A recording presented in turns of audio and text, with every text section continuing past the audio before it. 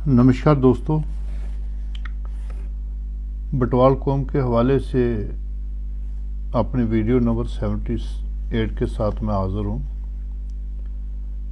मेरे पास जो भी इन्फॉर्मेशन है वो मेरा ये एक ऑब्जेक्टिव है कि जो भी लोग इस कम्युनिटी के साथ जुड़े हैं उन तक पहुँचाई जाए। जितनी इन्फॉर्मेशन मेरे पास है, मैं ये दावा नहीं करता कि सारी इन्फॉर्मेशन मेरे पास है, पर जो इन्फॉर्मेशन भी मेरे पास है तो उसी सिलसिले में मैं आपके सामने एक बार फिर हाज़िर हूँ। आज मैं आपके सामने ये कुल देवता या देवस्थान, इनकी क्या इम्पोर्टेंस है हमारी ज़िंदगी में, बटवाल कम्युनिटी में, उसके हवाले से ज़िक्र करूँगा। मैं पहले भी आपसे काफ़ी बार बता चुका हूँ कि मैं इससे काफ़ी साल पहले से जुड़ा हूँ, 1994 से भी पहले से। और उसी सिलसिले में जो लोग भी मेरे से कांटेक्ट करते हैं तो मैं देवस्थान यहाँ बताता हूँ, वहाँ कोशिश करता हूँ कि जो बाहर की स्टेट के लोग आएँ, क्योंकि यहाँ जम्मू में जितने लोग हैं वो तो बेहतर जानते हैं कि देवस्थान कहाँ कहाँ है। उनको मेरी ज़रूरत नहीं है हेल्प की। हालांकि यहाँ के लोगों को भी मैं लेकर के जो दूर के देवस्थान हैं वहाँ पे लेके गया हूँ। तो जो बाहर की स्टेट के लोग आते हैं तो मैं कोशिश करता हूँ कि जितना मुझसे बन पाए उन लोगों को कंपनी करो, उनके साथ जाऊँ। इसी सिलसिले में मेरा पहला डेपुटेशन 2007 में कुछ बटाला के लोग थे, 10-15 लोग, उनको लेके मैं अपनी कैथ गली में गया था 2007 में। उस वक्त तो मोबाइल और जो सोशल मीडिया का ज़माना भी नहीं हुआ था। बहरहाल तब से जो चल रहा हूँ। एक जो मेजर सवाल है वो ये है कि ये देवस्थान हैं क्या। अगर हम बटवाल कौम के हवाले से देखें कि ये कुल देवता क्या है, देवस्थान क्या है, हम क्यों इनकी पूजा करते हैं, मैं कोशिश करूँगा कि जितना मेरी लिमिटेशंस हैं उसमें रह कर के मैं आपसे ये बात करूँ। जब कभी हरियाणा में जाने का मौका मिलता था, जब भी मौका मिलता है, तो वहाँ कुछ लोग इस वर्ड को, जो हमारी देरी है, इस वर्ड को डेरियाँ की तरह से जो है ना वो प्रोनाउंस करते हैं। तो पहले तो मैं उनको ये बताऊं कि लफ्ज़ डेरा जो होता है, जिसमें जो बड़े जो साधु संत वगैरह यहाँ पे आते थे, धार्मिक लोग बैठते थे, उसको डेरा कहा जाता था। यहाँ पे वो अपना जो है ना विश्राम करते थे, वहाँ रहते थे, उसको डेरा कहा जाता था। तो उसी को जो है ना वो सिंगल वर्ड में डेरी कहा जाता है। और जब से एजुकेटेड लोग आए हैं, थोड़ी ज़ुबान में सुधार हुआ है, तो तब से उसको देरी या डेरी ना कह करके हम उसे देवस्थान के नाम से मुखातब होते हैं, देवस्थान कहते हैं हम उनको। एक तो ये जो लोग लफ्ज़ देरी यूज़ करते हैं, ख़ास करके दूसरी स्टेट से लोग जो हैं, तो उनको रिक्वेस्ट करूँगा, बल्कि अपनी स्टेट के लोगों से को भी, कि वो इस जगह को देवस्थान के नाम से जो है ना वो उच्चारण करें इसका। इसके अलावा जो आज का जो मेरा बेसिक सब्जेक्ट है उसके पे आता हूँ मैं।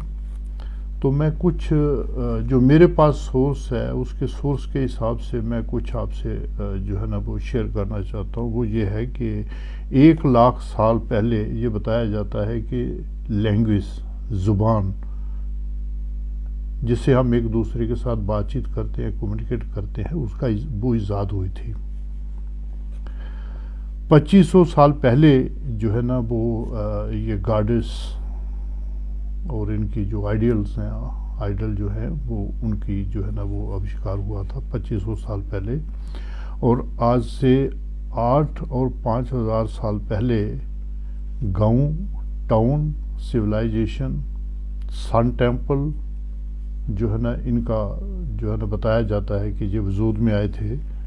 और 6 से 4000 साल पहले जो है वो फालस वर्शिप, लाइब्रेरीज, गार्डेस वगैरह का जो है ना इंसान ने जो है ना आविष्कार किया था।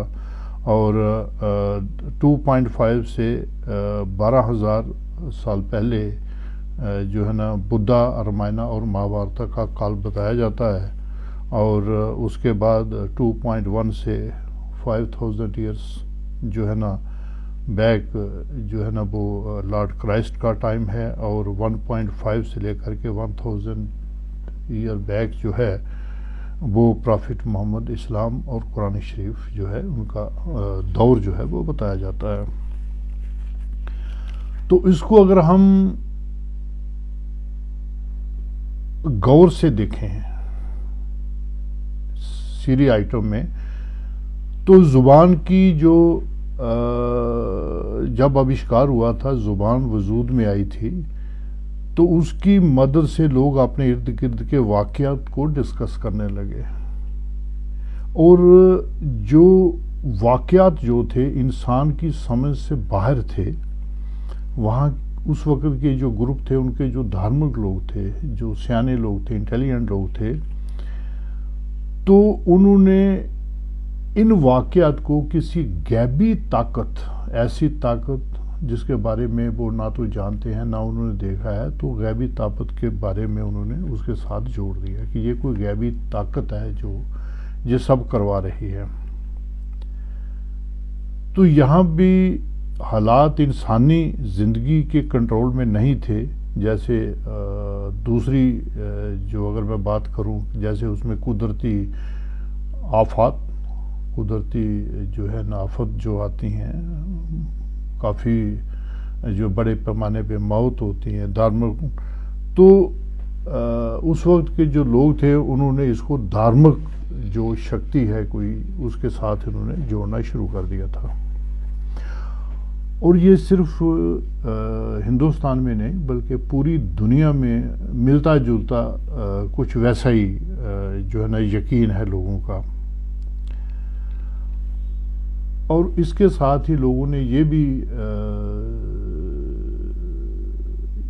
उनका ये भी एक अकीदा बना कि अगर हम उन शक्तियों को, उस गायबी ताकत की हम पूजा अर्चना करते हैं, उनको मानते हैं, तो काफ़ी हद तक इन ये जो वाक़यात हैं इनको काबू में किया जा सकता है। और धीरे धीरे वही शक्तियाँ जिनको वो लेके चले थे कि जिन शक्तियों की वजह से ये सारी मुसीबतें आई हैं, सारी प्रॉब्लम्स आई हैं, तो उन शक्तियों को धीरे धीरे इंसानों ने उनको भगवान का रूप दे दिया। आज से तकरीबन 3000 साल पहले कुछ बीमारियां फैलीं, जैसे टीबी, टाइफाइड, हैजा, प्लेग।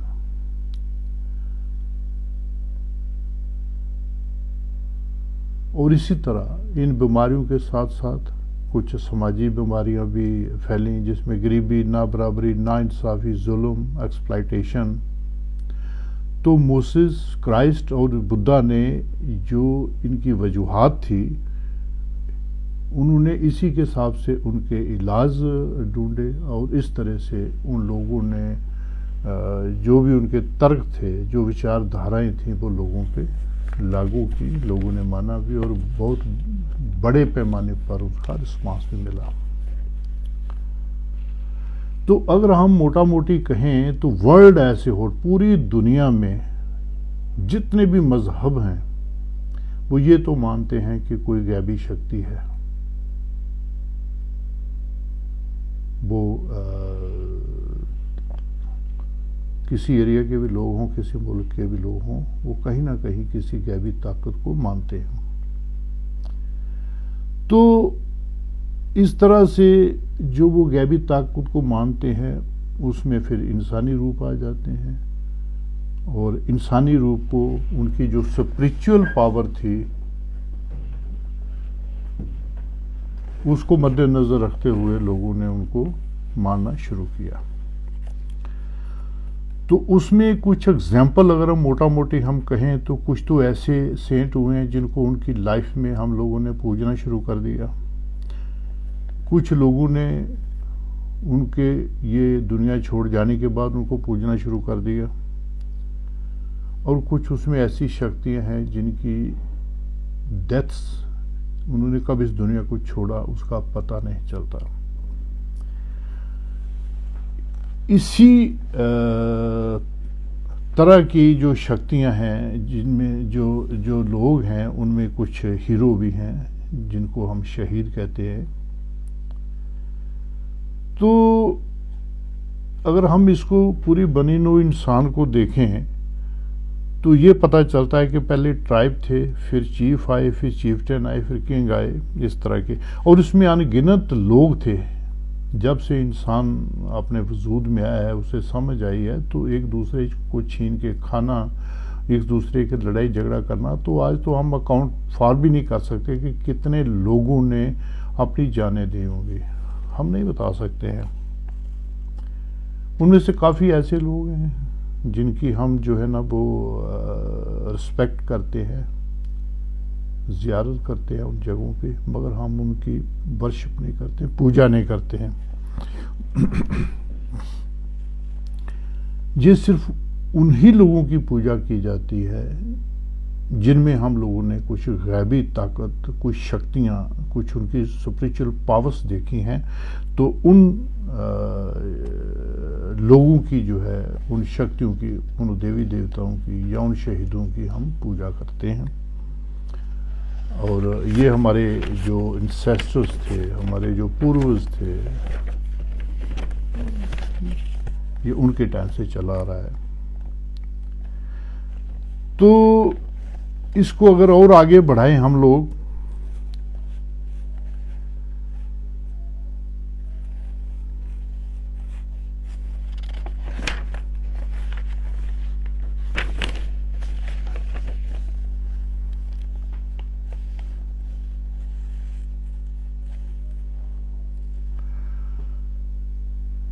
ये तो हो गया, मैंने कहा अपना पूर्वज, जो हमारे पूर्वज थे। इसको अगर हम मॉडर्न ज़माने में लेके आए, यहाँ तक हमारे कुल देवता या देवस्थानों का ताल्लुक है, वो मैं अपनी पोस्टों में और अपने वीडियोस में बटवाल कम्युनिटी के हवाले से जो है वो सब मेंशन कर चुका हूँ, बता चुका हूँ, वो तो आप लोग वहाँ देख चुके हैं। अब मैं आपको इसको मॉडर्न ज़माने में लेके आता हूँ कि एट प्रेजेंट वो तो अंधविश्वास था, जैसा कि कुछ लोगों का कहना है, उनकी अपनी विचारधारा है। तो अगर उसको मैं मॉडर्न ज़माने में लाऊं, आज के टाइम पे लेके आऊं, तो मैं उसी को थोड़ा और ब्रीफ करना चाहूँगा। 1981 में मैं उस वक्त ले में था और द्रास से मैं ले जा रहा था। तो करगिल के पीछे थसगाम जगह है, तो वहाँ पे ड्राइवर ने गाड़ी रोकी और रोक करके उसने अपनी कैब को लिया और वहाँ जा कर के उसने सैल्यूट किया। मैंने देखा आगे पीछे कोई नहीं था, तो मैं भी खिड़की खोल के नीचे उतरा। मैंने उससे पूछा कि आपने किसको सैल्यूट किया है? तो उसने बताया कि यहाँ एक आदमी था जिसको दुश्मनों ने मोर्चे पे मार दिया था। तो अभी ये बताया जाता है, लोगों का अकीदा है कि जो भी आदमी यहाँ ड्यूटी पे होता है, अगर उसको नींद आ जाए, सो जाए, तो उसको एक थप्पड़ पड़ता है। तो इसकी ये मान्यता है। वो नीचे जगह मोर्चा जैसा बना हुआ था, उसकी जो यूनिफॉर्म है वो पड़ी हुई थी। एक ये उदाहरण है, लोगों का अकीदा है।